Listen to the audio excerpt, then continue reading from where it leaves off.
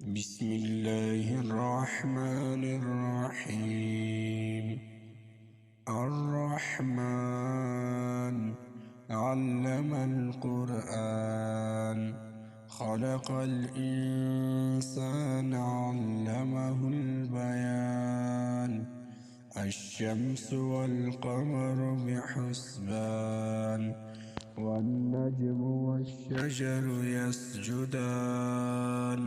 والسماء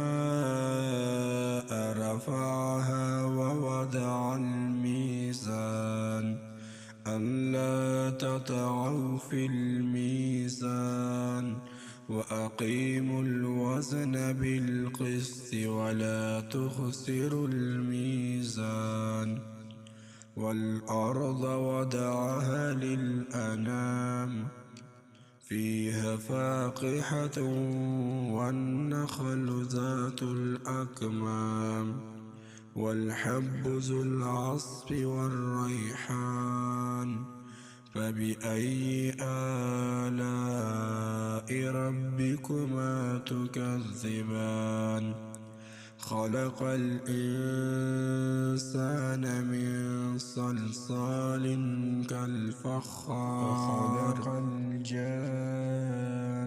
من مارج من نار. فبأي آلاء ربكما تكذبان؟ رب المشرقين ورب المغربين. فبأي آلاء ربكما تكذبان؟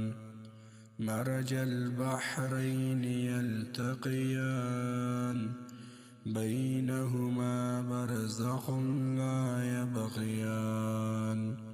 فبأي آلاء ربكما تكذبان؟ يخرج منهما اللؤلؤ والمرجان.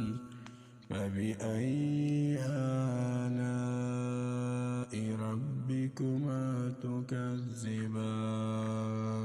وله الجوار المنشآت في البحر كالأعلام.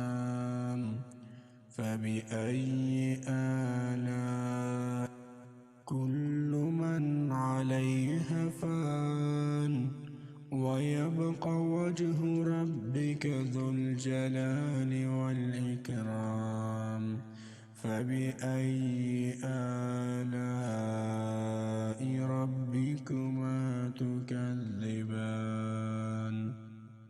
لكم أيها الثقلان.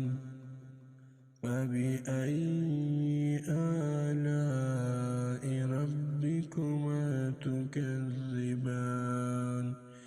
يا معشر الجن والإنس إن استطعتم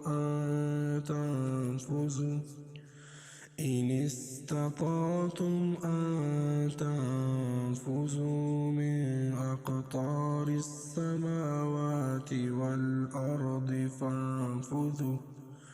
فانفذوا لا تنفذون إلا بسلطان. فبأي آلاء ربكما تكذبان؟